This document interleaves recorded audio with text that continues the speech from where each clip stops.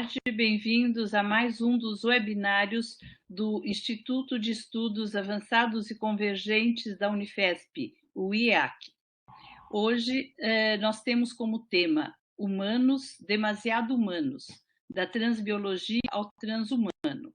E os nossos convidados são o Dr. Alexei Dodisvorty, que é bacharel e doutor em filosofia, título este obtido em regime de cotitulação pela Universidade de Veneza e pela Universidade de São Paulo.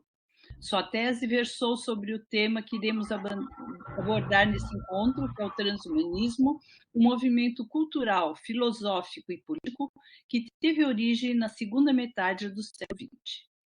O Dr. Alexei foi assessor especial do Ministério da Educação e consultor da Unesco no Brasil. Atualmente, ele é pesquisador associado à Universidade de Veneza e participa do Instituto de Estudos Avançados e Convergentes da Unifesp como representante dos grupos de estudo e pesquisa. A professora Maria Elisete Kunkel, que também fará hoje parte dessa nossa discussão e apresentação, é física, especialista em jornalismo científico pela Unicamp, mestre em bioengenharia pela USP e PhD em biomecânica pela Universitat da Alemanha. Atualmente, ela é docente e pesquisadora na área de engenharia biomédica do Instituto de Ciência e Tecnologia da Unifesp, onde coordena o grupo de pesquisa Biomecânica e Tecnologia Assistiva. Ela coordena também o projeto social Mão 3D, de desenvolvimento de próteses com uso de impressão 3D, desenvolvido com apoio da Universidade de Carleton, do Canadá. Ela também é membro do Conselho Deliberativo do Instituto de Estudos Avançados e Convergentes da Unifesp. Agradeço muito a participação de vocês e tenho certeza que será um encontro bastante produtivo. Por favor, doutor Alexei. Antes de tudo, cumprimento a todas e todos. Obrigado por estarem aqui nesse nosso webinário. Agradeço, sobretudo, ao Instituto de Estudos Avançados e Convergentes da Unifesp pelo convite. Eu espero que esse nosso encontro sobre transhumanismo seja um dentre tantos outros que nós venhamos a ter no futuro, porque é um tema realmente que as pessoas sentem uma necessidade de esclarecimentos e é um assunto que está cada vez mais em voga e é muito pouco conhecido ainda aqui no Brasil. Pois muito bem, se hoje em dia a gente não tem dúvida sobre como identificar que um ser humano é um ser humano, vale dizer que nem sempre foi assim. Em diversos momentos da história da humanidade, em culturas as mais variadas, a definição de humano, que hoje é um consenso científico, já foi objeto de debate religioso e filosófico. Houve épocas, para vocês terem uma ideia, em que se acreditava que uma mulher poderia dar à luz a uma criança que seria um híbrido dela com uma entidade divina, ou um híbrido com um animal, com seres da natureza e por aí vai. E a gente pode se perguntar de onde que partia essa crença? Bem, eventualmente nascem crianças com mutações genéticas que se manifestam em seus fenótipos. Né? Existem circunstâncias em que a criança nasce com alguma síndrome, em que ela tem uma aparência de um leão, a cabeça parece de um peixe, etc. Em algumas culturas da antiguidade, a justificativa para esse estranhamento da aparência dizia respeito a uma suposta paternidade pertencente a um outro reino, fosse ele divino ou animalesco. Só que aí que está. É importante considerar, salientar que mesmo essas entidades consideradas mestiças entre humano e outra coisa não eram consideradas anormais. O termo usado era monstro. Só que o termo monstro, na antiguidade, não tinha o valor moral que a gente atribui hoje em dia com a nossa linguagem atual. É importante não fazer um julgamento anacrônico do termo monstro. O termo tinha um significado que se resumia à origem da palavra. Monstro é aquilo que mostra, é aquilo que através de um exagero revela algo. Por isso, monstro. Mas ainda que fossem considerados monstros, esse é um ponto que é muito interessante e que tem a ver com a minha pesquisa de mestrado, bem antes do doutorado, em 2013, se eram monstros, anormais não eram.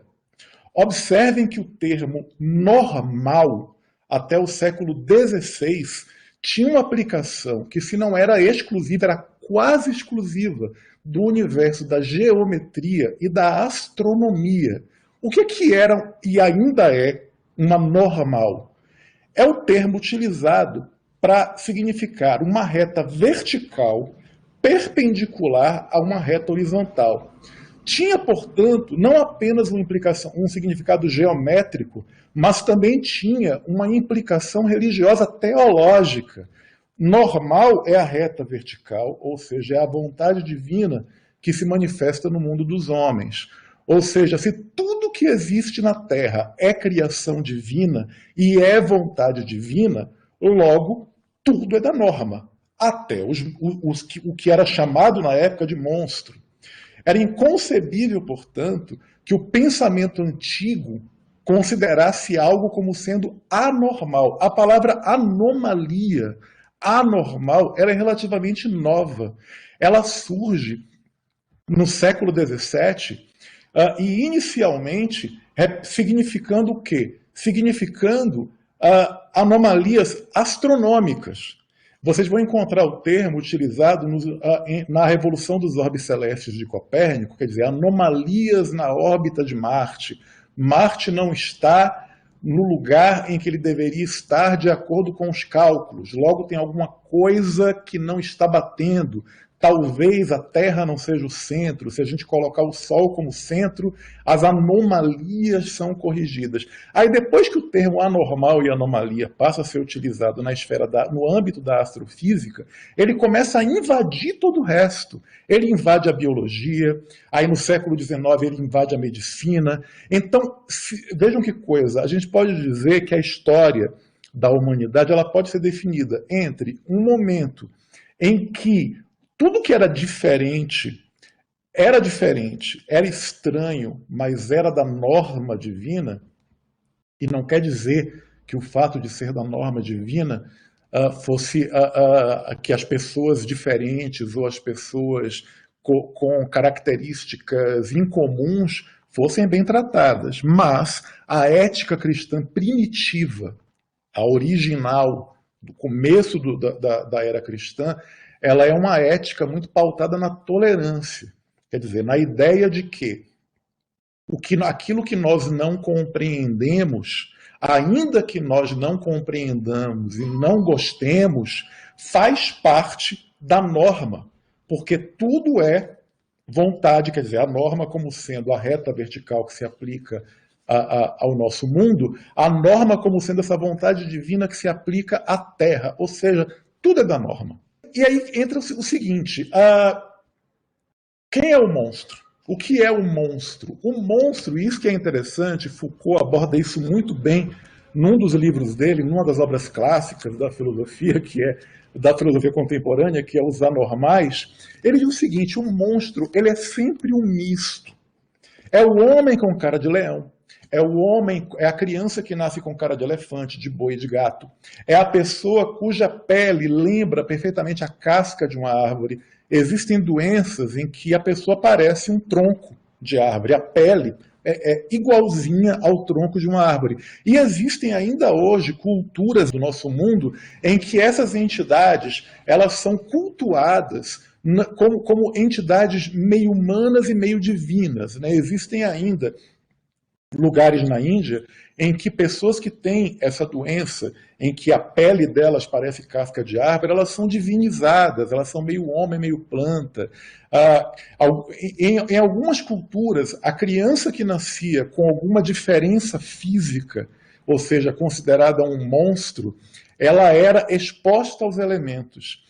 A definição de exposição aos elementos é justamente isso, abandonada à natureza, porque já que ela não é totalmente humana, ela é filha de um humano com uma entidade divina, com um animal, ela deve ser devolvida à natureza e não fazer parte do mundo dos homens.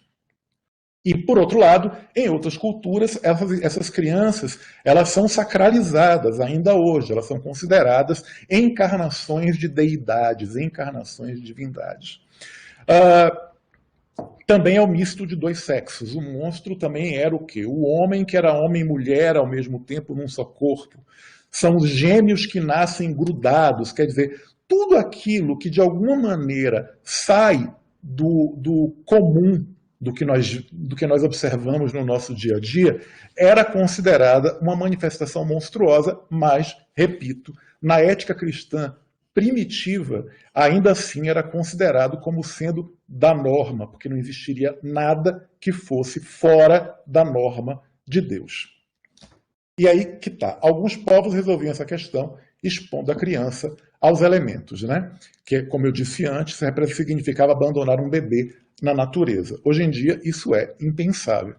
A mitologia da fundação de Roma, por exemplo, ela nos fala de uma mulher que foi estuprada pelo deus Marte e, pelo que eu me lembro na mitologia, a relação sexual de Marte com essa mulher não foi consensual.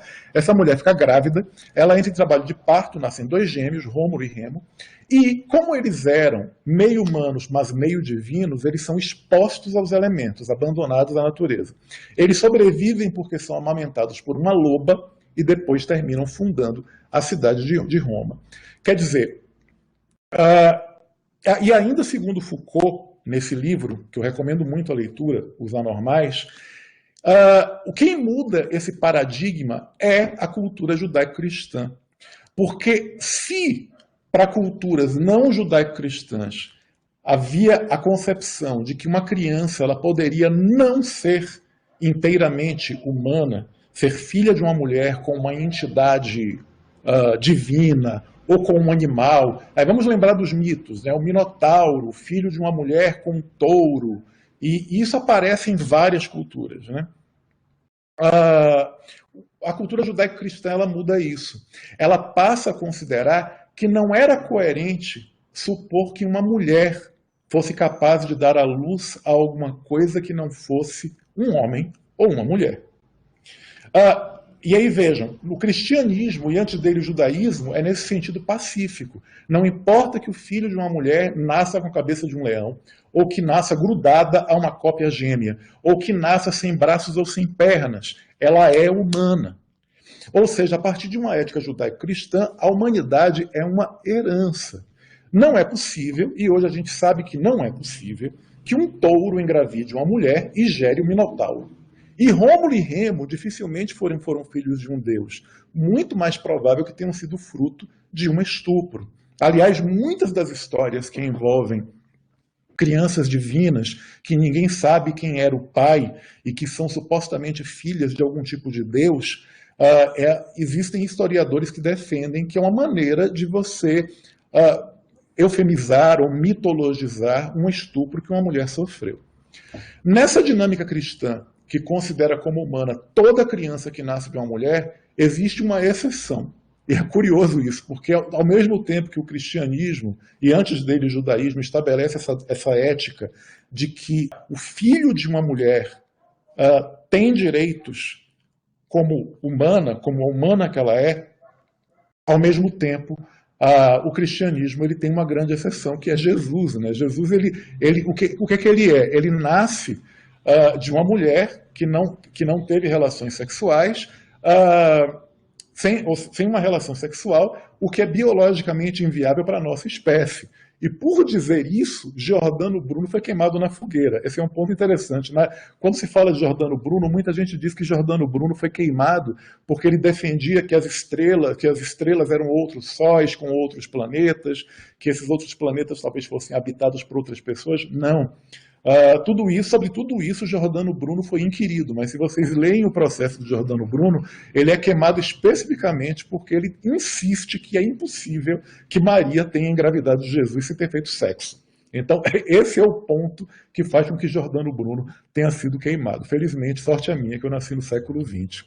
Mas aí vocês vejam que o cristianismo ele não encerrou a discussão sobre o que nos faz humanos. Vocês vejam, tem uma passagem muito curiosa da história da filosofia, que é quando o filósofo John Locke, por exemplo, ele reforça o entendimento cristão ao dizer que o que nos faz humanos é o nosso corpo. Olha que coisa interessante, porque, via de regra, quando a gente pergunta qual é a diferença do humano para os outros animais, é muito comum que as pessoas digam a razão. Né?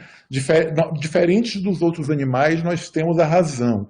Então a gente aprende até isso no colégio. Né? O humano, ele é um animal racional. A gente divide os animais em animais irracionais, todos os outros, e o animal racional por excelência, que somos nós, os humanos.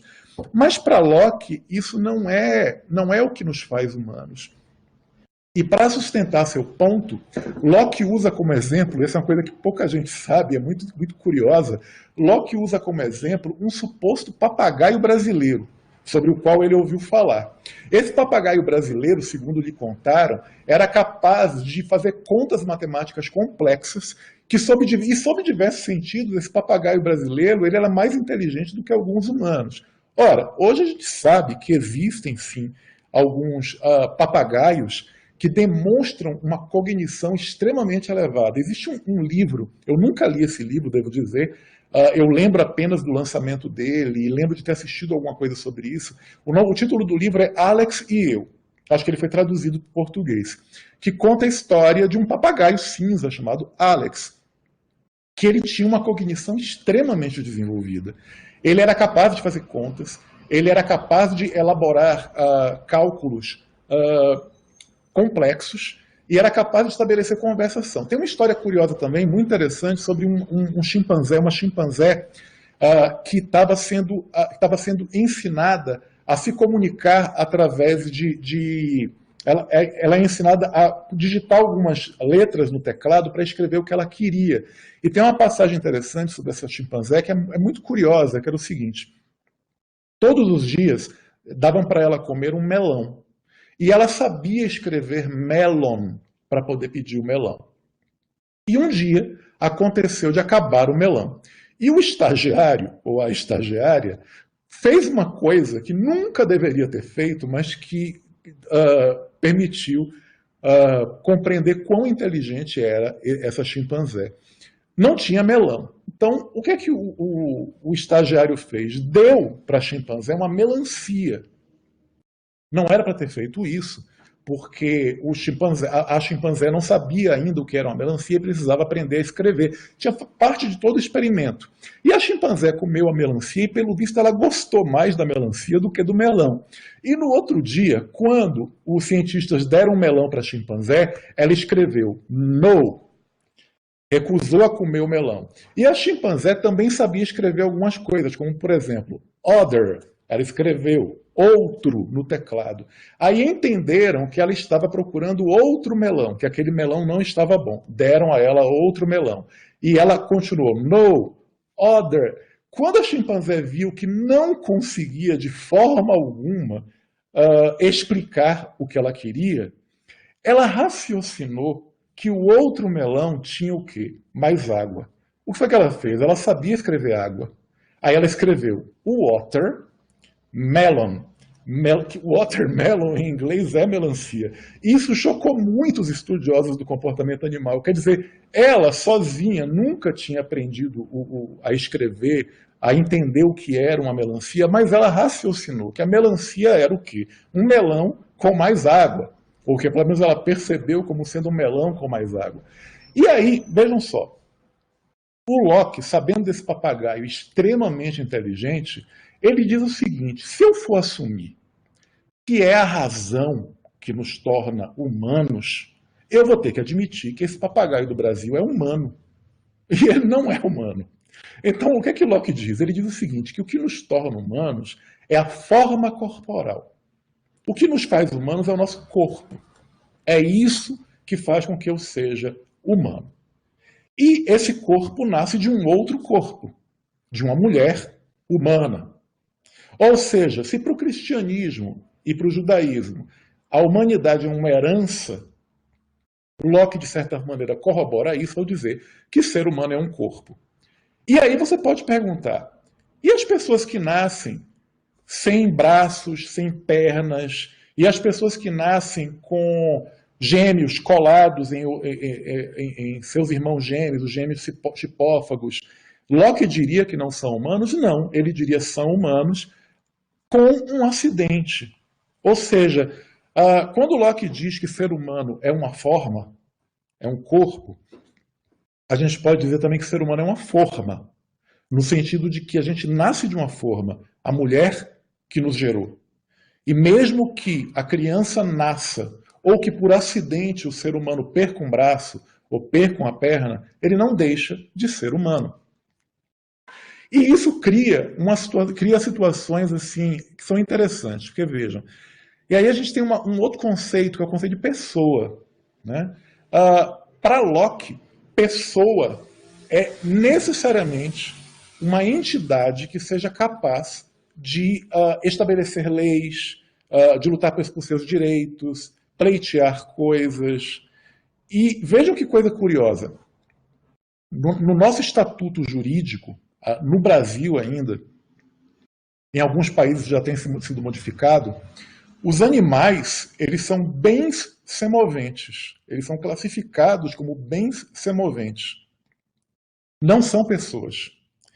Existe a pessoa física, que somos todos nós, cada um de nós é uma pessoa física, e existe uma pessoa jurídica. Até uma empresa é uma pessoa, mas o meu gato não é uma pessoa, para a legislação brasileira e para de muitos países. Eu, como não antropocentrista, como transhumanista, discordo desse conceito. Eu diria que os animais são pessoas tuteláveis. Ou seja, na perspectiva transhumanista, que não é antropocêntrica, vou fazer uma definição do que é transhumanismo daqui a pouquinho, os animais são pessoas, só que são pessoas que não têm voz para lutar pelos seus direitos, então nós emprestamos a eles a nossa voz. E vejam só, daí vocês vejam, voltando para o papagaio de Locke, a gente não vai ter dúvida que se mesmo que um papagaio apareça nas nossas portas hoje e nos dê bom dia, e demonstre ser capaz de calcular a hipotenusa de um triângulo retângulo e que seja capaz de filosofar, humano ele não é. Mas aí entra a outra questão. Ele deveria ser considerado uma pessoa? Locke deixa uma semente, né? Ele diz assim, a pessoa é alguém que luta pelos seus direitos. E apesar de, nesse sentido, eu não ser nada lockeano, porque eu não concordo que para definir como pessoa tenha que ser necessariamente alguém que tenha voz para lutar pelos próprios direitos, eu acho que existem pessoas tuteláveis e existem países que já consideraram, por exemplo, grandes primatas como humanos tuteláveis. O termo dado a orangotangos, bonobos, chimpanzés, é que eles são humanos tuteláveis. Quer dizer, alguns países já deram para grandes primatas o estatuto de humanos mesmo. Né? Porém, tuteláveis. Assim como existem humanos tuteláveis. Né? A gente pode falar de pessoas que, por uma questão ou de acidente ou de nascimento, são pessoas que não têm a capacidade de ter voz ou de lutar pelos próprios direitos. E já no século XX, surge um outro filósofo, o judeu Hans Jonas, que define o humano como um transanimal. O que é um transanimal para Hans Jonas? É o único animal sobre a Terra capaz de interferir na biologia, realizando todas as modificações que almeja. E vejam que isso cria uma aporia. Aporia em filosofia é um termo que a gente usa para definir uma contradição insolúvel, ou aparentemente insolúvel. Por que uma contradição? Porque, vejam, ao mesmo tempo que nós humanos somos entidades que contrariamos a biologia, nós não nos submetemos à biologia, nós somos capazes de mudar o rumo natural das coisas, nós somos frutos desse mesmo rumo natural. Nós somos frutos da evolução que se deu na natureza. O ser humano ele surge a partir de todas as pressões ambientais que seleciona as entidades mais adaptáveis. Né? O darwinismo, vale dizer, ele não fala da sobrevivência do mais forte. Essa tradução de sobrevivência do mais forte é um tanto equivocada. É a sobrevivência do mais adaptado ao ambiente. E o mais adaptado ao ambiente não é necessariamente o mais forte dentro do que nós concebemos como sendo mais forte. Só que aí, a partir do momento que nós existimos, nós nos revelamos como um ente capaz de alterar o rumo natural das coisas. Quer dizer, Não seria esse poder de alterar perfeitamente natural? Quer dizer, transanimais ou transbiológicos, porque nós não estamos submetidos aos limites impostos pela biologia. O Homo sapiens, ao conhecer os segredos da natureza, passa a dominar tais segredos e se transforma em outra coisa. O Yuval Harari, no livro Homo Deus, também recomendo muito que vocês leiam, ele nos chama, ele fala da emergência do Homo faber. Enquanto os outros animais se sujeitam ao ambiente e são selecionados pelo ambiente, a nossa espécie transforma o ambiente conforme a nossa vontade. E isso não é nem bom nem ruim. Isso é um fato, que pode ser muito bom ou muito ruim, a depender de como nós utilizemos esse poder tecnológico. E aí entra o que é o transhumanismo. O transhumanismo, ele é um movimento, eles mesmos se definem como um movimento cultural e intelectual que afirma não só a possibilidade, como a importância de melhorar a condição humana através da razão aplicada, especialmente através do desenvolvimento de tecnologias que reduzam ao máximo o sofrimento e as limitações impostas pela biologia. A palavra transhumanismo, para significar esse movimento que surge no século XX, ela tem um pai. O pai da expressão aplicada no século XX, eu estou dizendo do contexto do século XX, porque o inventor da palavra transhumanismo foi Dante Alighieri.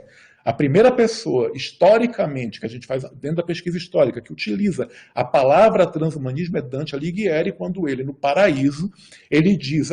Ele encara a luz divina e ele diz, a transformação que eu sofro a encarar a luz, etc., não existe, é preciso inventar uma palavra. Aí ele fala transhumanar. Quer dizer, ele cria um neologismo para falar da experiência que ele tem ao encarar a luz divina. Mas não tem nada a ver com o transhumanismo sobre o qual nós estamos falando.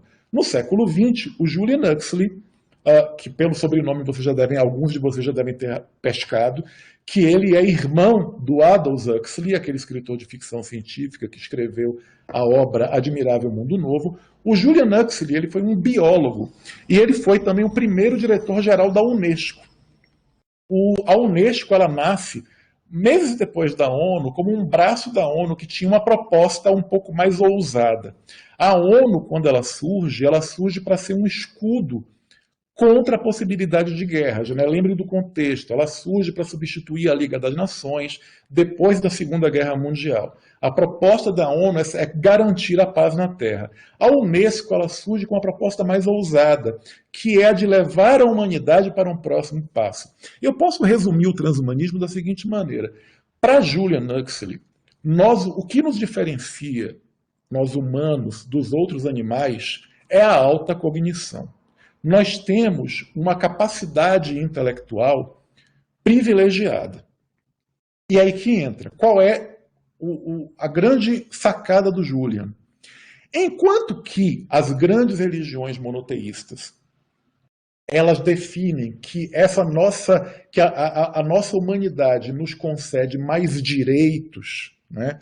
A gente pega obras como Gênesis, os mitos da criação, tudo que é criado no mundo é criado por Deus para os homens, né? Os animais, as plantas, etc., tudo para nós. Já para Julian Huxley, ele muda a chave, ele diz o seguinte, essa nossa alta cognição não nos concede mais direitos, ela nos concede mais deveres. Nós, como a entidade mais poderosa e mais inteligente a caminhar sobre a Terra, não temos mais direitos do que os outros animais com os quais nós compartilhamos o mundo. Nós temos mais deveres. E por isso que os transhumanistas não são considerados antropocentristas, né? Eles consideram os animais como entidades tuteláveis, eles têm direitos, eles não são capazes de lutar pelos seus direitos. A natureza não é capaz de lutar pelos direitos. Por isso a gente fala em direitos difusos, né? Os direitos do rio, os direitos do oceano, os direitos dos animais. Mas qual é o foco do transhumanismo?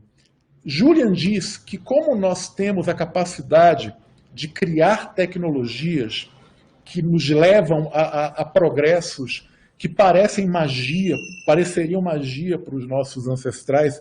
Tem até o escritor de ficção científica Arthur Clarke, ele diz o seguinte: toda ciência suficientemente avançada é indistinguível da magia. Quer dizer, imaginem eu fico imaginando se os meus bisavós, eu conheci meus bisavós, eles nasceram no século XIX, quer dizer, eu me considero privilegiado porque eu conheci pessoas que nasceram no século XIX, no XX e no XXI. Se eu encontrasse os meus bisavós hoje e eles me vissem falando para uma tela e eu dissesse para eles que falando para essa tela eu estou me comunicando com pessoas de vários lugares do mundo, eles iriam ficar chocados, soaria como magia, né? O meu bisavô contava, quando ele ligou uma TV pela primeira vez na fazenda, no interior da Bahia, que todas as pessoas saíram correndo, que aquilo parecia uma coisa sobrenatural. Que é isso? Uma ciência muito avançada, ela é indistinguível da magia, ela parece mágica. E à medida que a nossa ciência vai se desenvolvendo, os nossos instrumentais vão parecendo mesmo algo sobrenatural. Nós, para os nossos ancestrais, seríamos como deuses. Que as coisas que nós somos capazes de fazer são miraculosas, não são para nós. Né? Para nós, o uso de nossa tecnologia é algo praticamente banal. Né? Anoiteceu nesse momento e eu estou aqui com um sol artificial sobre mim que está me dando a capacidade de enxergar coisas que eu não enxergaria se não houvesse luz elétrica. O que é que os transhumanistas dizem? Que nós, diante dessa tecnologia, diante dessa tecne, nós temos o dever moral de quê? De reduzir o sofrimento ao máximo. O sofrimento para os transhumanistas, ele é indesejado. Não faz sentido que o sofrimento exista quando nós temos tecnologia capaz de retardar o envelhecimento, não por gerontofobia. O problema dos transhumanistas com o envelhecimento não é envelhecer, não é estético. É com o sofrimento e as limitações que o processo de envelhecimento causa. Por que eu tenho que envelhecer e perder cognição? Por que eu tenho que envelhecer e sentir dores na coluna, na bacia, ter dificuldade de caminhar, ficar preso a uma cadeira de rodas? Ou, por que eu, se sofro um acidente, ou se nasço sem braços ou sem pernas, tenho que ter limitações se a tecnologia é capaz de me conceder algo que me permita, eu não vou dizer a palavra superar, porque é capacitista, mas eu diria assim, a capacidade de me dar habilidades que a natureza, por um acidente, não me concedeu. Então, para o transhumanismo, a tecnologia ela deve ser utilizada com responsabilidade. Os transhumanistas eles não são tecnomaníacos, eles não consideram que a tecnologia veio nos salvar. A tecnologia ela é um instrumento, ela não é nem boa nem má. Mas assim, o grande foco dos transhumanistas, eu diria, para resumir, que são duas coisas. O ser humano não é a última Coca-Cola do deserto. Nós não somos a coisa mais especial que existe nesse mundo, no sentido de que nós não temos mais direitos. Nós somos especiais por termos alta cognição, então nós temos uma responsabilidade maior. Aí alguém pode até perguntar, mas o ser humano está destruindo o mundo. Verdade, a gente tem usado mal a nossa tecnologia. Mas, ao mesmo tempo, nós somos a única espécie capaz de proteger o mundo. Se um asteroide vier colidir contra a Terra, é a nossa tecnologia que vai ser capaz de desviar esse asteroide. E o outro ponto é que os transhumanistas eles assim, têm horror a qualquer banalização do sofrimento. Eles não concordam com a ideia de que, veja, sofrer é natural. Não é que eles discordem disso. Sofrer é natural.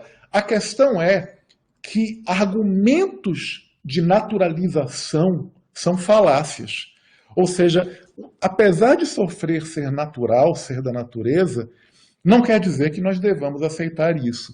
E é curioso como geralmente as pessoas que costumam criticar os transhumanistas por defenderem tanto o progresso tecnológico, eu costumo dizer que na prática, a nossa prática trai as nossas teorias, porque na hora H todos nós procuramos tecnologias que aliviem os nossos sofrimentos, sejam tecnologias de drogas, sejam tecnologias de outras formas, que curem as nossas doenças ou aliviem o nosso sofrimento.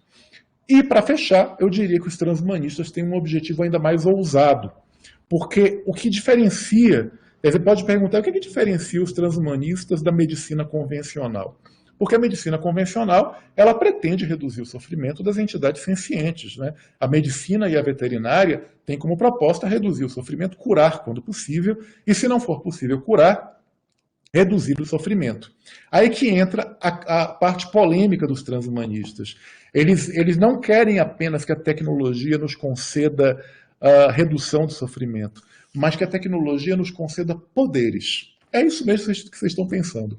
Poderes. Ou seja, uma pessoa capaz de viver por mais de 100 anos sem perder cognição e mantendo a força física, mantendo a capacidade motora, ela tem um poder. Ou mesmo, seria possível aumentar a inteligência? Ou seria possível, mediante tecnologia, nos conceder poderes que os nossos ancestrais não tinham? Sim, para os transhumanistas seria possível. E, na verdade, nós já fazemos isso. A gente voa, a gente mergulha para o fundo do mar e é capaz de existir no fundo do mar, como os peixes, utilizando a tecnologia. E quase sempre essas novas tecnologias surgem com algum amedrontamento, porque a gente sempre acha que é uma coisa muito diferente do que a gente viu. E é verdade, só que com o tempo a gente termina se habituando. Eu vou deixar agora, agradeço a vocês pela atenção, eu vou dar agora a palavra à doutora Elisete Kunkel, e mais para frente a gente vai ter um espaço para debate. Obrigado a vocês pela atenção. Doutora, agora é a sua vez. Obrigada, Alexei. Obrigada aí pela todo esse conhecimento que a gente viu aí em termos dos princípios, dos conceitos. Eu vou dar continuidade na sua fala no sentido de onde você parou para o nosso hoje, né? Para a parte mais moderna. Eu vou começar falando de alguns termos, porque quando eu leio sobre transhumanismo, pós-humanismo, essas questões, eu vejo muita confusão de terminologia. E essa confusão acontece porque são áreas muito interdisciplinares, né? Nós temos todo mundo aí da área de humanas, com todo mundo aí da área de engenharia e da área médica. Então, são termos novos que vão aparecendo. Eu tenho lido muito sobre transhumanismo e eu vejo sempre referência à biotecnologia. Então, eles resumem tudo que é de tecnologia em biotecnologia. Mas a biotecnologia em si, ela diz respeito ao uso de organismos, seres vivos, células, para gerar produtos, para gerar dispositivos que podem ter aplicação na sociedade. Então, a biotecnologia, ela se limita ao uso de materiais, organismos vivos. Então, por exemplo, manipulação genética, alteração, né? A gente está vendo agora a parte da edição genética, a possibilidade. Por exemplo, o uso de bioimpressão 3D, que é quando eu tenho o material que eu vou usar para fazer a bioimpressão 3D, ele é um material que tem células vivas. Eu estou falando de biotecnologia. Quando eu falo da impressão 3D comum, com plástico, metal, cerâmica, já não é biotecnologia. Aí eu estou falando de um termo mais geral, que eu acho que é o termo mais adequado, que é a engenharia biomédica. A engenharia biomédica, ela envolve uma vasta quantidade de ferramentas, processos e materiais com aplicação na medicina, odontologia e na veterinária também, e até mesmo aplicação na área de forense. Dentro da engenharia biomédica, nós temos várias áreas, uma delas é a biomecânica, que é a área em que eu trabalho, a área que eu fiz a minha formação, e é uma área em que tem poucas pessoas no Brasil com formação em biomecânica. É a área responsável pelo desenvolvimento de tecnologias assistivas. Claro que uma pessoa que não é necessariamente formada em biomecânica pode fazer tecnologia assistiva, deve, mas a área de biomecânica ela envolve muitas questões que são relevantes e importantes nesse contexto. Então, a tecnologia assistiva são todas as tecnologias que são desenvolvidas, pode ser um hardware, um software, um sistema, para melhorar a qualidade de vida de uma pessoa que tem deficiência. Geralmente, dentro da biomecânica, nós temos o uso de próteses e órteses. As próteses são para substituir uma parte que falta e a órtese é para alinhar, assegurar uma parte que tem uma deformidade. Dentro de próteses e órteses, nós temos também o termo biônica, que as pessoas falam muito, é muito falado na mídia, nos filmes, que é uma prótese biônica, que parece ser algo muito acessível, mas na verdade não é. E aí, durante a apresentação, a gente vai ver exatamente por quê. Bom, eu tenho aqui duas representações de próteses de membro inferior, nos dois casos, e também de membro superior. Deixa eu só olhar aqui se eu deixei de falar alguma coisa. A palavra prótese, ela foi incorporada no século XVI, na área médica, como já um dispositivo para substituir uma parte do corpo. É claro que isso era feito já desde muito antes, desde os egípcios antigos, tem registros de próteses e órteses, mas o termo prótese surgiu no século XVI e o desenvolvimento das próteses ele foi avançando à medida que iam acontecendo as guerras. Então, depois da Segunda Guerra Mundial, teve um boom no desenvolvimento das próteses, porque os soldados, principalmente acontece isso nos Estados Unidos e na Europa, eles iam para a guerra com a promessa de que se eles voltassem, precisassem de alguma prótese, eles iam ter a melhor prótese possível. Só que essa melhor prótese possível ainda era muito ruim, considerado como funciona o corpo humano, mas era a prótese da época. E esse avanço das próteses, ele foi se desenvolvendo à medida que foram surgindo novos processos de manufatura e novos materiais. Então, se antes as próteses eram feitas do material que tinha, né, madeira, couro, osso de animais, hoje nós temos outros processos, dentre eles a manufatura aditiva, né, ou impressão 3D, e uma série de materiais que podem ser utilizados. Associado a isso, nós temos também a parte dos sensores, que teoricamente eles podem ser implementados na prótese para fornecer o biofeedback, que é um retorno sobre onde é que eu estou pisando, o que é que eu estou pegando com a prótese. Essa parte de sensores, ela é uma parte extremamente complexa, porque nós ainda não entendemos como é que essas informações percorrem o nosso corpo, como é que ela é gerada aqui no cérebro, como é que é feita a transmissão, como é que eu controlo essa quantidade, que é como se fosse uma tempestade de informações, para dizer para a minha prótese, abre a mão e fecha a mão. E como é que a gente faz isso com uma criança, como é que a gente faz isso com o idoso e como é que a gente faz isso com um atleta, que ele quer ter mais habilidades do que as habilidades convencionais. Então, isso para mostrar que existem hoje uma série de limitações na área de próteses que ainda são questões em aberto. Me interessa muito o tema transhumanos, eu gosto de falar o termo transmecano-humanos, porque a minha área que eu trabalho me importa muito saber como é o desenvolvimento da parte mecânica dessas próteses e órteses. É claro que uma prótese que tem sensores, que é mioelétrica, que eu consigo abrir e fechar a mão só ativando o músculo, ela parece ser muito mais interessante.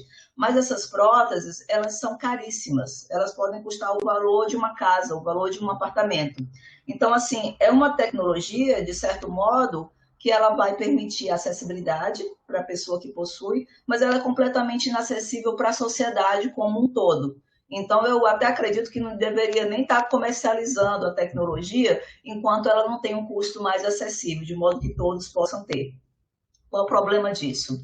O problema disso é que muitas pessoas elas têm uma vida extremamente frustrada porque elas precisam de uma prótese e elas não têm noção de que nem sempre uma prótese dessa de alto custo vai ser a solução para os problemas dela. Às vezes, uma prótese mecânica soluciona e, às vezes, o fato dela usar uma prótese vai fazer ela perceber que ela não precisava da prótese. Então, que a gente chama da prótese social ou psicológica, que ela vai se entender como ser humano, mesmo faltando um membro.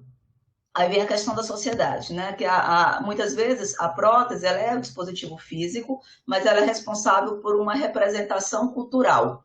Existem muitos casos de pessoas que usam uma prótese porque elas não querem ser vistas como uma pessoa que não tem aquele membro, que não tem o braço, que não tem a perna.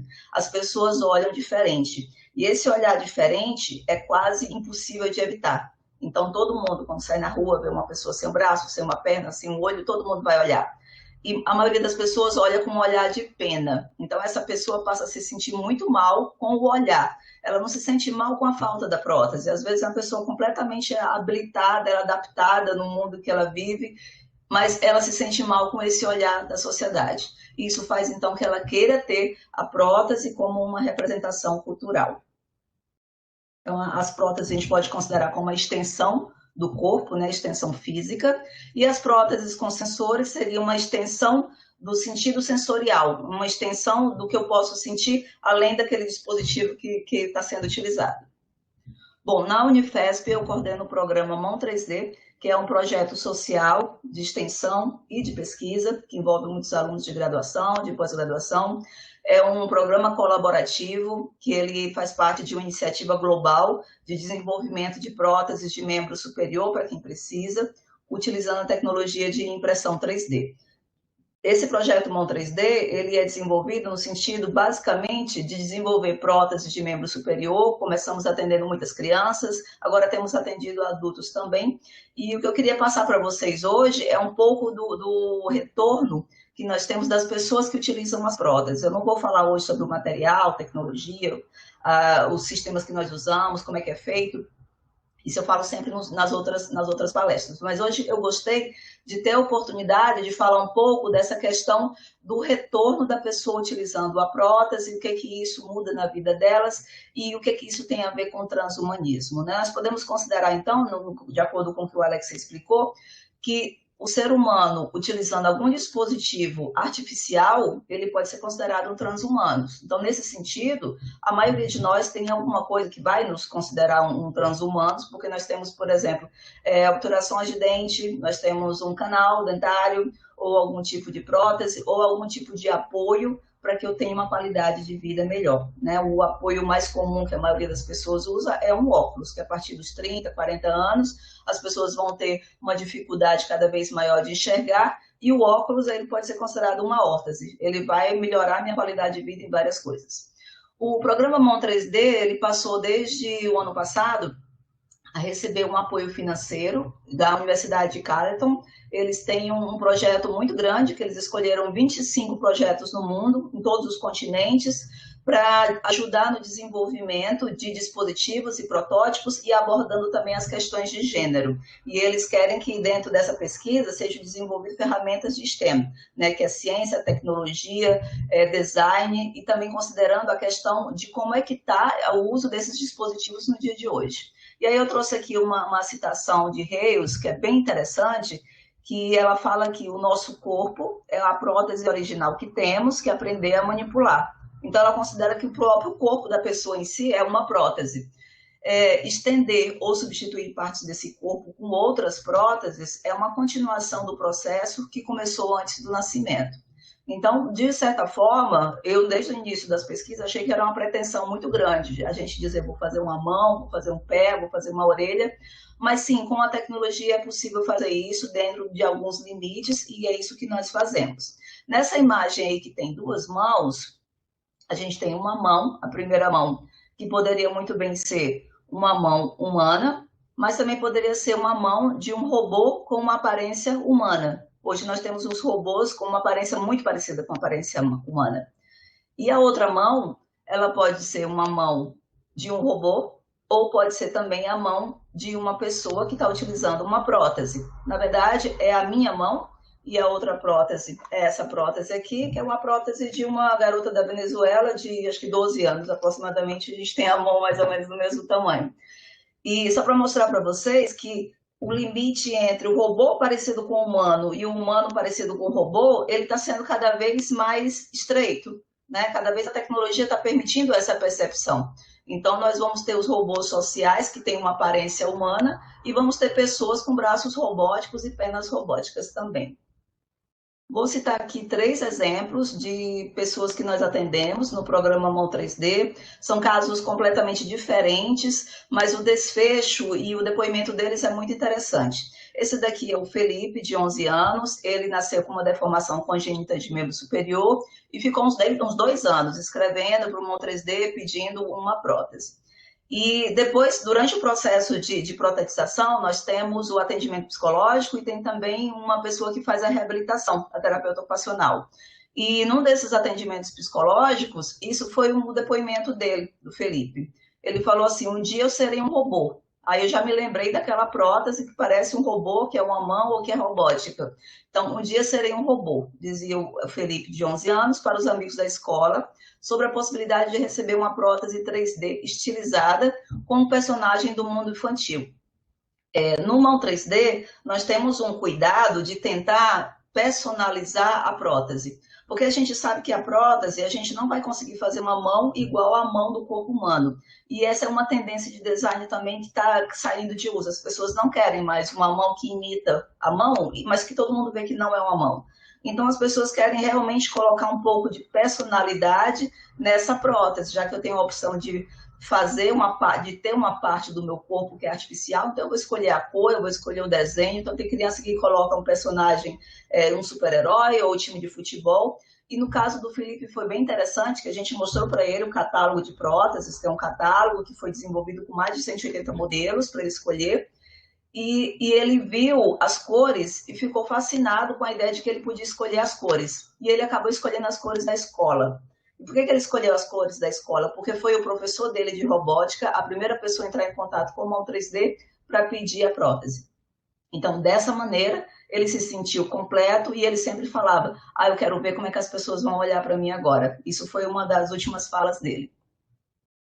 Aí a gente tem aqui um outro caso, esse caso foi um caso mais recente, é o caso da Ana, uma adulta, e ela nasceu com uma malformação também de membro superior, mas bem resolvida com a deficiência dela, dirige, trabalha, tem as suas atividades do dia a dia, mas ela queria ter uma prótese.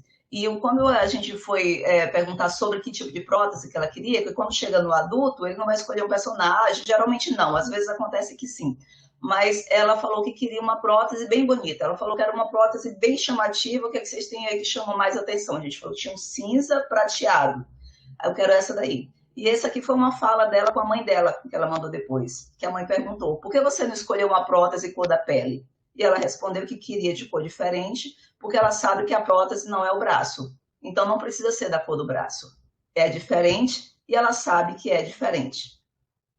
O terceiro caso é do Henrico, e o Henrico é um caso um pouquinho diferente, porque ele também nasceu com uma malformação congênita, né? Só que ele nunca aceitou a deficiência dele. Os outros dois casos eram pessoas bem resolvidas no sentido de fazer tudo, mesmo tendo a deficiência. E o do Henrico, ele nunca aceitou a deficiência dele, o braço dele é completo, mas não tinha a mão. Ele sempre andou com esse braço no bolso, a vida inteira, até chegar na fase adulta. E depois de um certo tempo ele mudou para outra cidade e continuou fazendo isso. As pessoas não sabiam que ele não tinha mão, mas ele também não mostrava o braço para ninguém. Então ele sempre ficava com o braço no bolso. E a gente conversando com ele, vamos fazer uma prótese, como é que você quer? E depois pegamos esse feedback. Ele falou que foi muito importante, porque podemos dar nossa identidade ao nosso novo. Eu achei muito interessante que ele falou o nosso novo, né, que é o novo corpo dele, a nova forma dele.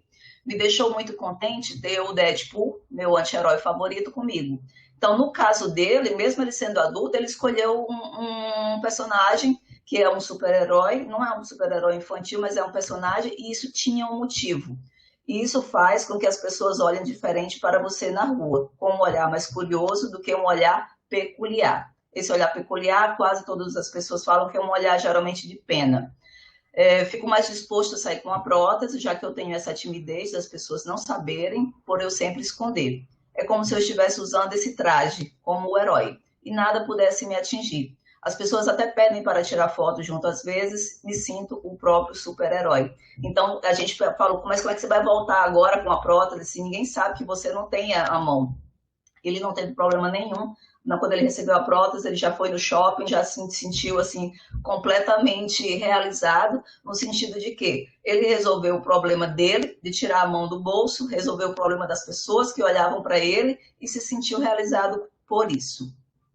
Então, depois desses três casos, só mostrar para você aqui, para vocês, uma tendência de considerar o corpo humano como uma máquina. Existem alguns autores que fazem isso na biomecânica, que na verdade assim, o corpo humano é algo tão complexo, tão detalhado, que às vezes a gente tem que simplificar para estudar ele de uma forma mais física, né? Como se fosse realmente um sistema mecânico. Só que essa é uma visão muito simplicista. O sistema mecânico poderia ser muito reduzido para representar o corpo humano. Mas quando a gente faz uma prótese, a gente pensa nisso. É uma prótese de membro superior, a pessoa vai querer abrir, fechar a mão, se movimentar. Essa prótese aqui que nós fazemos, que é a prótese mecânica, ela é totalmente mecânica, ela é feita por impressora 3D, mas o acionamento dela de abrir e fechar as mãos vai depender do movimento da articulação do cotovelo ou da articulação do punho. Então, a gente tem que simplificar muito as funções dessa região que vai receber a prótese. Eu vou citar o artigo da Fan, que é uma pesquisadora de Taiwan, que tem as referências, se alguém tiver interesse pode ver depois. Ela faz uma descrição bem detalhada, começando que o ser humano não é uma máquina, aí ela meio que faz uma crítica ao endeusamento que as pessoas fazem, de dizer, mas a prótese vai ficar melhor do que o braço. Não fica. Então, assim, o marketing que é feito em cima disso, né? O marketing que é feito em cima da dificuldade da pessoa que tem a deficiência, que se ela tiver aquele dinheiro, se ela tiver uma situação financeira, ela consegue suprir aquela deficiência. A gente ainda está muito longe disso, né? Então, as próteses biônicas, as próteses mioelétricas, elas são caríssimas e elas não são concedidas pelos sistemas públicos de saúde. Então, por si só, isso já torna inacessível, né, o uso das próteses. A questão do que o Alexei falou sobre a mãe que dá a forma, né, para o corpo que vai nascer, do filho. Nós temos casos de pessoas que nos procuram no Mão 3D, de muitas mães que o filho ainda não nasceu e elas já querem uma prótese. Mas pelo ultrassom, ela já viu que o filho não tem parte da mão, não tem parte do pé, e ela já quer saber como é que eu faço para conseguir uma prótese. Então, assim, pode ser que o filho nem precise da prótese, pode ser que ele seja bem adaptado, mas é um problema, às vezes, dela. Os pais querem mais a prótese do que o filho. Então, por isso que a gente implementou o psicólogo no nosso grupo para descobrir se é realmente a criança que quer a prótese ou se é a mãe que quer que ela tenha uma prótese. Talvez para se sentir um pouco menos culpada nesse sentido aí da forma, né, de dar a forma. Bom, o Alexei falou aí de um tempo mais sombrio, né? Em que, primeiro que era a pessoa que nascia com uma malformação, ela não era considerada um problema, que era até de certa forma endeusada, só que nós temos aí um período depois disso, o período medieval, que foi se estendendo até 100 anos atrás. A pessoa com deficiência, ela enfrentava uma série de dificuldades, ela não era considerada nem como uma pessoa no censo demográfico. Então, o IBGE mesmo teve épocas em que ele passava, ele não contava as pessoas com deficiência. E hoje nós vivemos uma nova era de inclusão para as pessoas com deficiência. Então, as pessoas com deficiência, elas passaram a ter direitos, né? Talvez a questão não é ter mais direitos, é ter o direito que ela não tinha. Se a gente tiver, por exemplo, uma criança que nasce com uma mão só, e no mundo todas as pessoas só têm uma mão, essa criança não é uma criança com deficiência, ela vai ter uma vida completamente normal. Mas quando uma criança nasce com uma mão, e a partir dos 4, 5 anos que ela vai para a escola, ela vai para a escola achando que existem crianças com uma mão e crianças com 2 mãos. E aí ela descobre que na escola que só tem ela que só tem uma mão. Depois ela descobre que no bairro só tem ela. E na cidade tem poucas crianças com um caso parecido dela. Isso começa a gerar uma série de conflitos interiores de desenvolvimento. Por que fui eu que nasci assim, só com uma mão? Aí vem a questão dos pais também tentar conseguir uma prótese para resolver esse problema. Mas é uma questão, não é que ela tem uma deficiência, ela tem a deficiência de viver na sociedade que foi desenvolvida para pessoas com 2 mãos. Em todas as ferramentas são adaptadas, em que todas as máquinas, sistemas e transporte, tudo é adaptado para 2 mãos.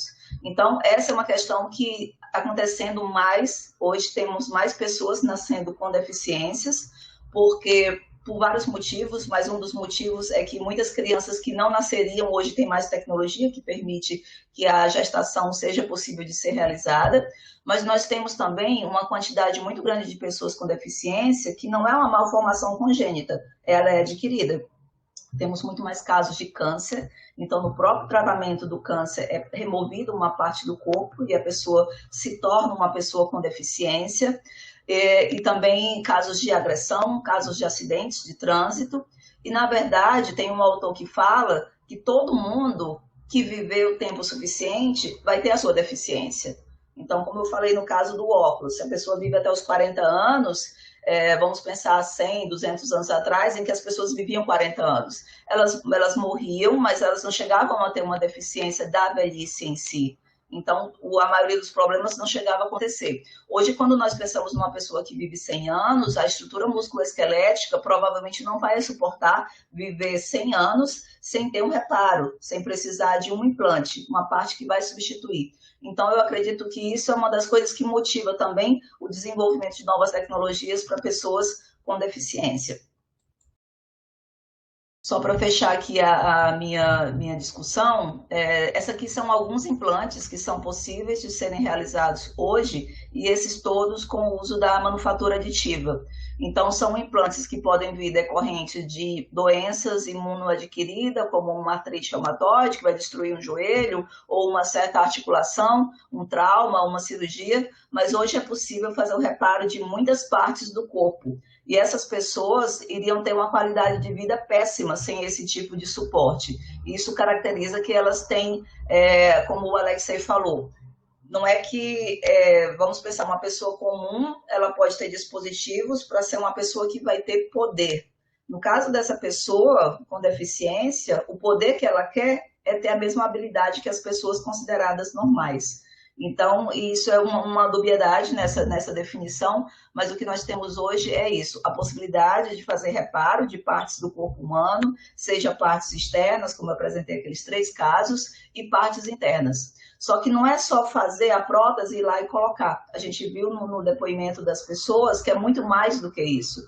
Então, eu fico muito feliz de vir falar hoje aqui com vocês sobre a minha pesquisa, mas considerando esse outro ponto de vista, do desenvolvimento do ser humano, do retorno, do uso desses dispositivos, e o que a gente pode receber de informação para melhorar os próprios dispositivos que vão ser desenvolvidos. Aqui tem algumas referências que eu utilizei. Essa última referência aqui é o catálogo de próteses que nós fizemos, que tem toda a descrição do processo de elaboração das próteses. E ele está em um livro que eu organizei junto com os professores do mestrado profissional de inovação tecnológica. Nesse livro tem o resultado de várias pesquisas que acontecem no nosso mestrado. Ele é o mestrado interdisciplinar, e nós focamos nas tecnologias da indústria 4.0 e a minha parte, a parte de manufatura aditiva. Aqui estão alguns contatos, se alguém quiser entrar em contato para pegar alguma informação, mas eu acredito que nós vamos ter algum tempo aqui a mais para conversar. Muito obrigada. Muito obrigada, e queria, em primeiro lugar, parabenizá-lo por essas palestras tão interessantes e, na verdade, umas provocações muito interessantes, e nós temos já várias perguntas aqui do nosso público que está acompanhando. No momento, a gente tem cerca de 60 pessoas acompanhando, né? Então, eu vou começar aqui com algumas das perguntas do público e depois eu vou fazer uma pergunta também. Gide Ribeiro, ele pergunta o seguinte para Alexei. O que falam os transhumanistas sobre a escassez de recursos da Terra para justamente produzir os aparatos tecnológicos necessários às benfeitorias ao corpo humano e nanotecnologia? O que usariam matéria-prima extraterrestre, reciclável, ou seja, tecnologias para reaproveitamento de lixo, quanto à água? E sobre a economia envolvida na proposta transhumanista, há uma reflexão sobre desigualdades sociais e econômicas? Quem entre os humanos teria o acesso ao transhumano?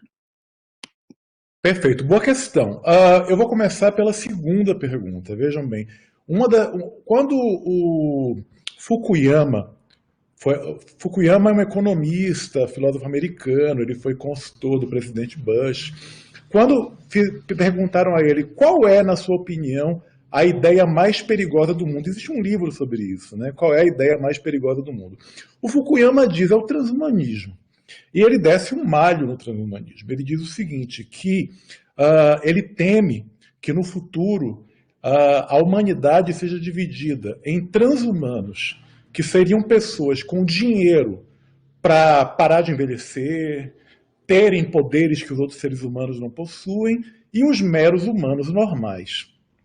Ele diz que o transhumanismo irá criar um fosso de desigualdade, né? Criando duas humanidades, uma humanidade superpoderosa e uma humanidade comum, né?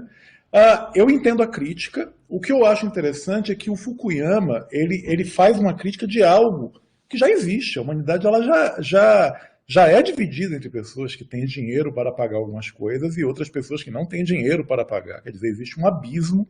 O que a gente pode dizer é que talvez esse abismo seja amplificado. Realmente é um perigo. A desigualdade social, a desigualdade econômica pode realmente dar origem a uma ambiguidade social em que a gente tem pessoas que têm recursos e outras não têm para poder pagar pelas melhorias, né? Por isso que... agora, eu costumo sempre dizer o seguinte, não só eu, o Michio Kaku, um físico, ele diz o seguinte, que quase toda tecnologia, não toda, mas quase toda tecnologia, ela tem 4 estágios. Um primeiro estágio em que ela só é acessível a cientistas. Mesmo que você tenha muito dinheiro para pagar, você não tem acesso àquilo. Quem tem acesso àquilo são as pessoas que estão pesquisando. Num segundo momento, você tem pessoas que têm dinheiro para pagar por aquilo. Num terceiro momento, aquilo fica tão popular, os custos vão baixando, né? Os custos vão baixando e as pessoas vão tendo mais acesso. E existe um quarto estágio em que aquilo é tão banal que fica decorativo. Um exemplo é a eletricidade. Durante um tempo só tinha acesso à eletricidade quem fazia experimentos com ela, depois era algo que só gente muito rica podia pagar. Hoje em dia quase todo mundo tem eletricidade e já chegamos no quarto estágio, que a eletricidade é utilizada até como decoração. É tanta luz na cidade que a gente nem se toca mais, é uma coisa decorativa. Claro que não se aplica a tudo, por exemplo, aviões. Avião houve um momento que apenas quem estava experimentando os aviões tinha acesso àquilo, depois era algo que só gente muito rica podia pagar. Hoje em dia quase todo mundo pode pagar por uma passagem de avião, nem que seja eventualmente. Mas aí que está. Pode acontecer sim de a humanidade ser dividida em duas. O que eu acho interessante também é que quando a gente fala em gente muito rica tendo acesso a tecnologias que outras pessoas não podem pagar, vamos lembrar também que essas pessoas muito ricas, elas são as cobaias dos instrumentos que elas estão pagando, que as outras pessoas não têm acesso. Então vamos lembrar, por exemplo, do bilionário subindo naquele foguete em formato fálico e fazendo uma viagem espacial. Ele está fazendo uma coisa que a maioria quase ninguém pode subir um foguete para fazer um voo espacial. E ele vai vender futuramente, não no futuro muito distante, passagens para pessoas fazerem turismo espacial. Bem, essa passagem vai custar $500 mil. Dificilmente eu ou vocês iremos poder fazer uma viagem de turismo espacial. Mais adiante, é muito provável que os nossos netos, ou talvez até a gente mesmo, possamos utilizar, voar num foguete pagando um preço muito menor. O que a gente tem que lembrar também é que esses bilionários eles estão sendo cobaias de uma coisa que ainda não está completamente segura. No que diz respeito à primeira pergunta, é interessante notar que os transhumanistas, no primeiro tópico da declaração transhumanista, vocês acham a declaração fácil, Transhumanist Declaration, vocês botam em inglês no Google, vocês acham os tópicos. Logo no começo diz o seguinte, que uma das coisas mais importantes é a gente vencer a limitação ao planeta Terra. Por quê? Explorar o espaço cósmico é, inclusive, também uma maneira de você parar de explorar a Terra. Vejam, mineração de asteroides, mesmo que seja uma coisa que pareça ficção científica, é algo factível. A gente ainda não chegamos no ponto em que a tecnologia nos permitiria fazer essa mineração, até porque ela envolveria colônias lunares, colônias em Marte, porque não é legal pegar um asteroide e tentar trazer ele para a Terra para minerar, é perigoso. A gente tem que levar o asteroide para Marte ou para a Lua para a gente poder minerar e não causar nenhum risco à Terra. Mas, vejam só, a ideia de mineração de asteroides é uma ideia muito interessante e é levada muito a sério. É tão levada a sério, que Luxemburgo assinou um pacto com Portugal, Japão e Emirados Árabes para fazerem uma exploração de mineração de asteroides juntos. Enquanto a gente está aqui dizendo isso, parece ficção científica. Nós temos 4 países assinando um pacto de colaboração para que eles possam minerar esses asteroides. E ao minerar os asteroides, eles não estão apenas eliminando uma ameaça possível, que esse asteroide poderia eventualmente vir para a Terra e colidir conosco, como eles estão minerando insumos que vão ser utilizados porque a gente precisa para os nossos celulares, para os nossos computadores, para as nossas próteses, para tudo que a gente precisar. A gente não, quanto menos limitados nós estivermos à Terra, melhor para a gente. Eu queria só aproveitar um pouquinho e voltar para o primeiro ponto, que é a questão ética relacionada a isso. E, por exemplo, quando você falou que a longevidade poderia ser bastante aumentada, isso seria excelente se nós pensarmos em uma ótima pessoa que pode contribuir para a humanidade. Mas, por outro lado, se nós pensarmos em certas pessoas que causam muito mal à humanidade, isso passa a ser algo assustador. Tá? Então, acho que é aí que entra um pouco dessa questão de como que é importante essa interdisciplinaridade dessas coisas caminharem juntas e da ética estar sempre à frente norteando essas questões. Né? Como é que os transhumanistas têm lidado com esses aspectos éticos? Veja, no final das contas, é realmente muito difícil a gente dizer que a gente pode prever todas as consequências de um futuro transhumano. As consequências podem ser, inclusive, terríveis. Né? Na própria declaração transhumanista, no segundo tópico, se diz assim, toda mudança, nem toda mudança é progresso. Todo progresso é mudança, mas nem toda mudança é progresso. Nem toda mudança nos convém. Realmente é um risco que existe. A gente pode estar... pessoas que não são muito éticas, pessoas que não são muito legais para o mundo, podem realmente viver muito mais tempo.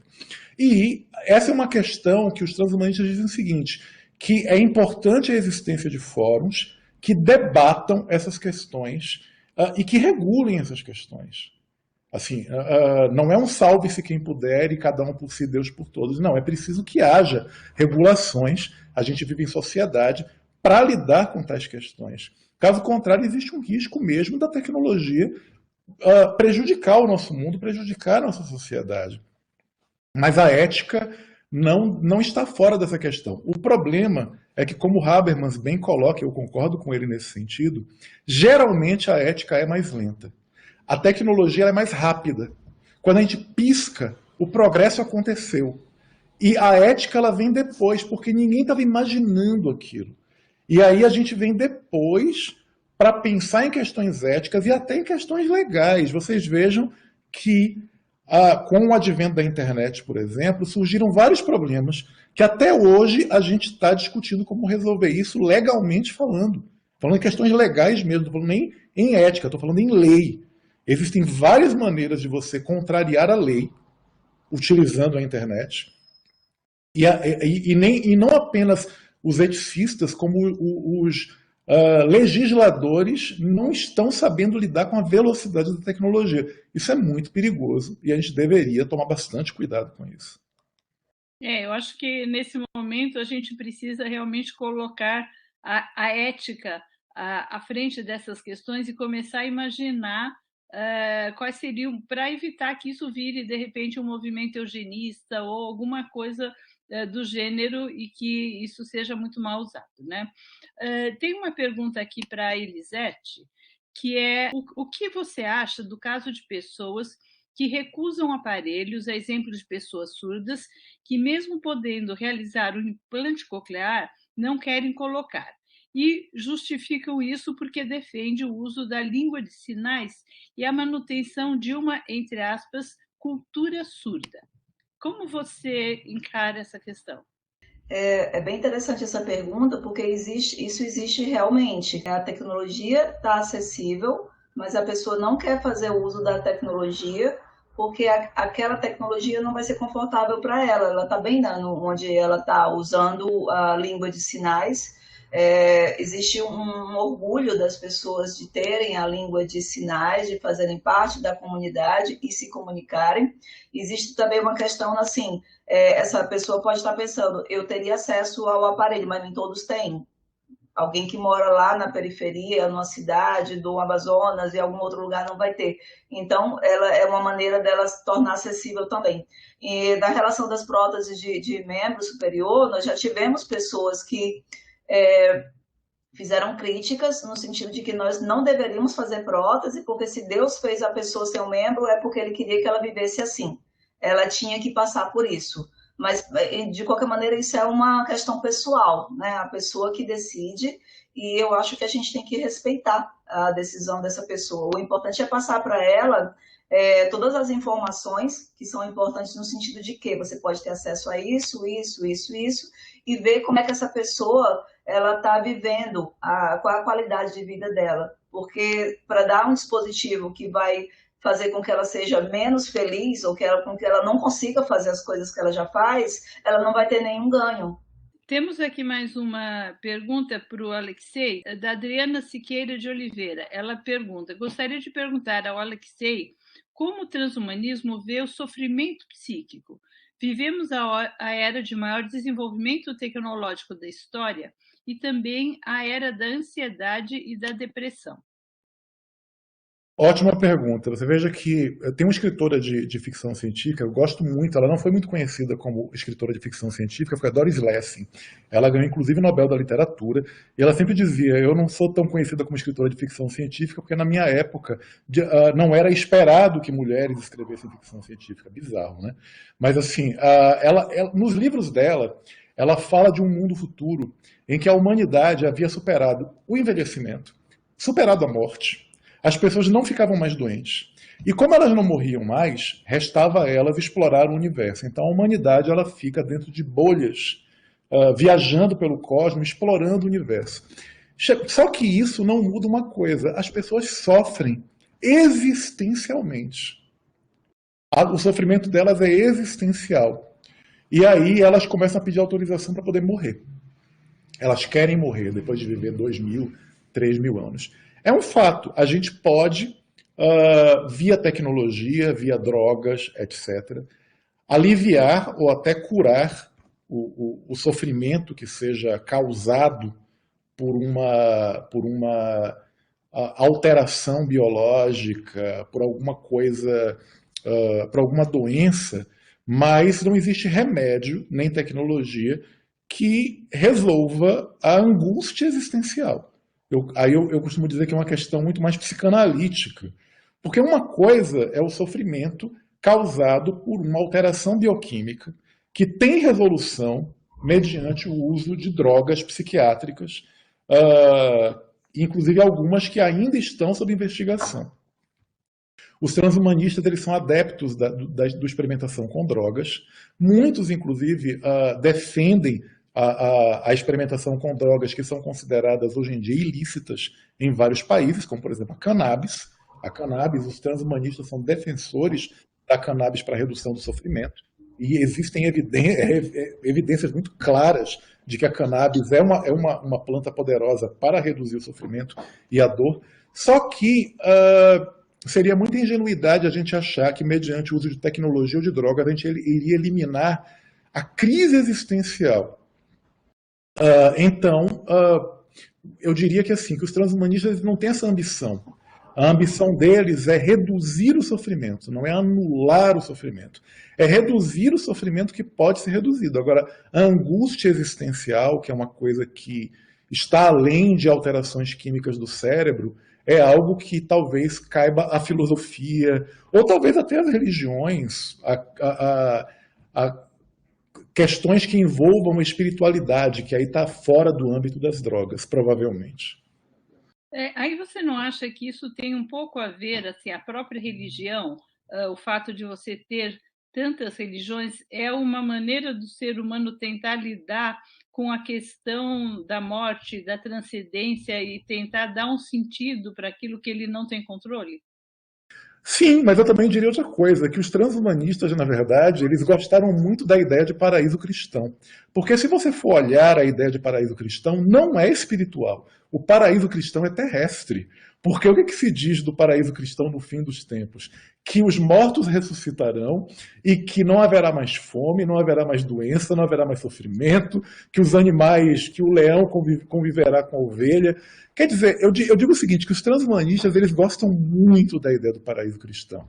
Só que como eles não têm fé, a maioria dos transhumanistas não é religiosa, apesar de existirem transhumanistas cristãos, sobretudo mormons, né? Transhumanistas budistas, existem muitos transhumanistas mormons. Eles acreditam que esses transhumanistas acreditam que a tecnologia ela é uma dádiva uma dádiva divina para que nós realizemos o paraíso na Terra. Eu acho interessante essa visão. Mas eu diria isso que, bem, eu particularmente, como ateu que sou, ou agnóstico, né, como queiram, eu tenho uma leitura da religião como sendo uma forma da gente ter um conforto diante do desconhecido. Mas eu posso estar perfeitamente errado. E também o fato de eu não considerar, de eu ser ateu, não me faz ignorar que as religiões elas cumprem um papel importante no que diz respeito a oferecer sentido para algumas pessoas que precisam desse sentido, né? Mas eu diria que o transhumanista tem até um pezinho nisso, assim, eles gostam do cristianismo, só que eles não têm fé. Aí eles querem realizar o grande objetivo do paraíso cristão, só que pela tecnologia. Compartilhe o sonho. Elisete, tem uma pergunta aqui de Amon Rabandeira. Atualmente, quais são as próteses de maiores desenvolvimentos em matéria de tecnologia? E se você poderia comentar quais as maiores dificuldades no quesito da interação entre o sistema nervoso e a prótese?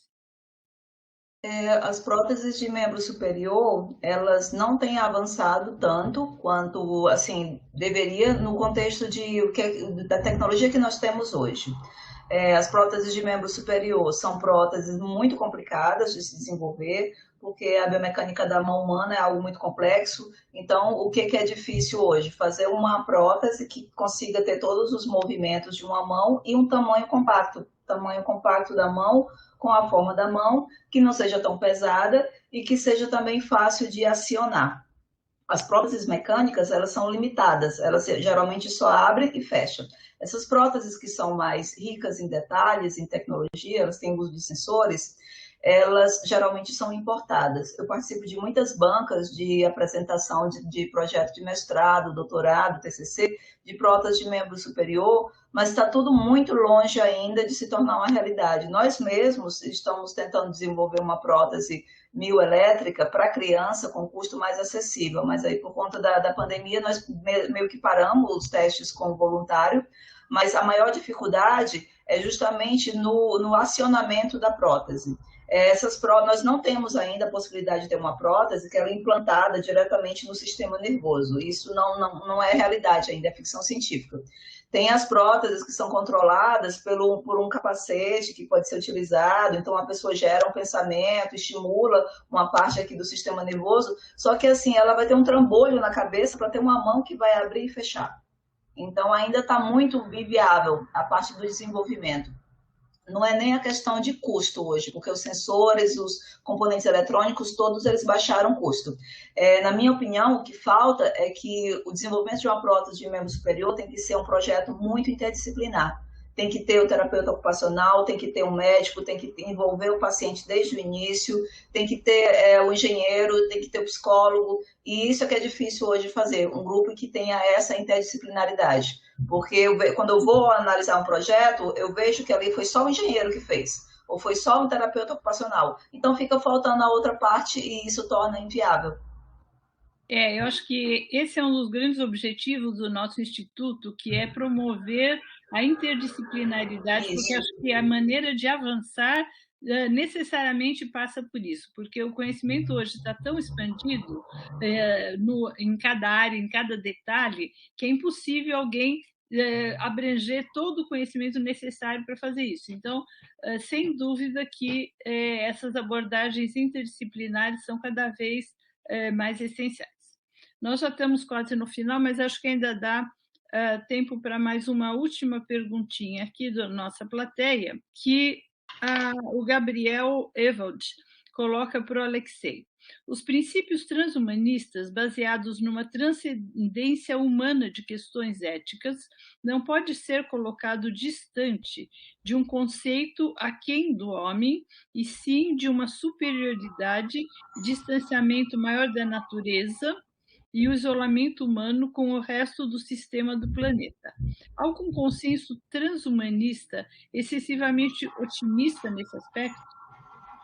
Eu não diria que os transhumanistas são otimistas, não. Na verdade, o próprio segundo tópico da declaração... Existem transhumanistas que são otimistas e quase ingênuos.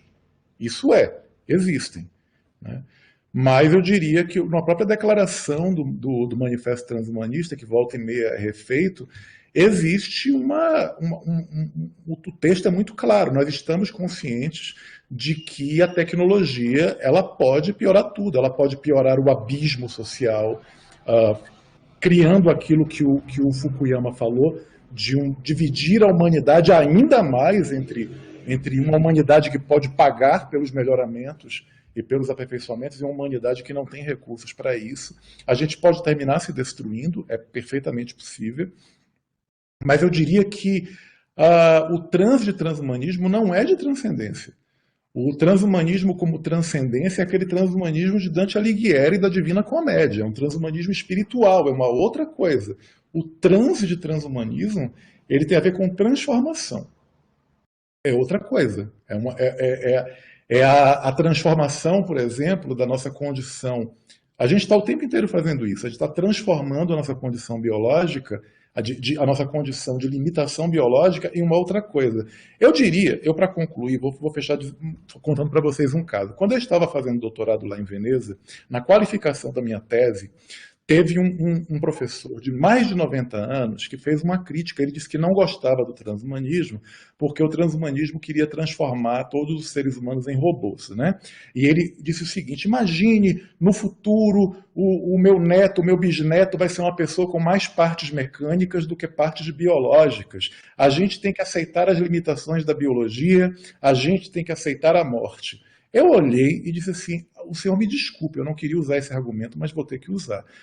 Eu consigo perceber que o senhor usa um implante auditivo. E se o senhor acreditasse no que diz, aceitaria a sua limitação auditiva. Ele, não, mas no meu caso é só um implante auditivo. Eu fiz, não, peraí, então qual é o limite? Quem estabelece esse limite?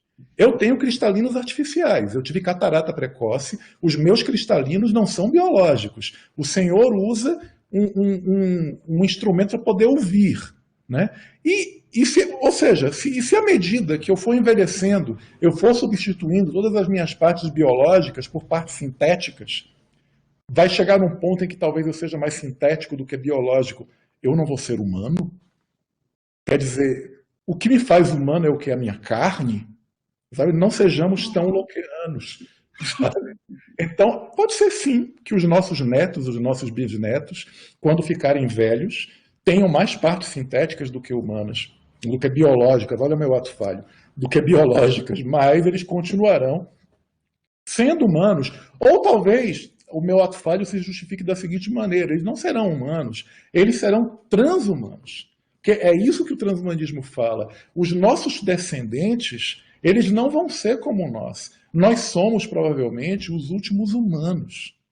Os nossos descendentes provavelmente serão criaturas parte carne, parte sintética, parte mecânica. Os nossos descendentes vão ser transbiológicos. Aí eu me lembro do Homem de 6 milhões de dólares e da Mulher Biônica, que são seriados que eu assistia quando eu era criança. É isso. O Homem de 6 milhões de dólares e a Mulher Biônica são os nossos netos. E talvez nós mesmos. Infelizmente, nós estamos já terminando o nosso horário. Elisete, se quiser fazer um fechamento em relação ao que você disse, deixar uma última mensagem para a nossa plateia. Só concordando aí com o que o Alexei falou, a tendência é essa mesmo, que nós vamos viver cada vez mais e nós vamos substituir o nosso corpo por partes sintéticas, ou talvez não sintéticas, pode ser por órgãos impressos, por impressão 3D com células. Não deixa de ser orgânico, mas está muito longe ainda de chegar nesse desenvolvimento, mas é uma tendência no futuro. A gente já consegue fazer isso em pequena escala, e eu duvido que alguém vai dizer que depois que não quer um fígado, porque o meu, eu quero ficar com o meu, que tem uma cirrose grave, eu não quero ser um transhumano. As pessoas vão mudar de ideia à medida que isso for evoluindo, essa ideia. Hoje todo mundo acha normal colocar uma placa num osso quando quebra. Então hoje isso não é estranho para ninguém. À medida que a gente vai desenvolvendo, a gente vai aprendendo a conviver com isso também. Queria agradecer mais uma vez, foi excelente, a nossa plateia também aqui bastante animada e participativa, e vamos ver daqui a 10 ou 15 anos, vamos rever isso aqui e ver o quanto que isso mudou. Então, esse é um convite que eu já faço para vocês. Se eu e vocês muito mais provavelmente estivermos vivos e lúcidos, refazer isso daqui a 10 ou 15 anos para saber o que aconteceu. Então, agradeço a participação de vocês, da Tamires, que nos ajudou aqui, e também de toda a nossa plateia, e os convido para continuar acompanhando essa nossa série de webinários. Boa noite. Boa noite. Tchau, pessoal.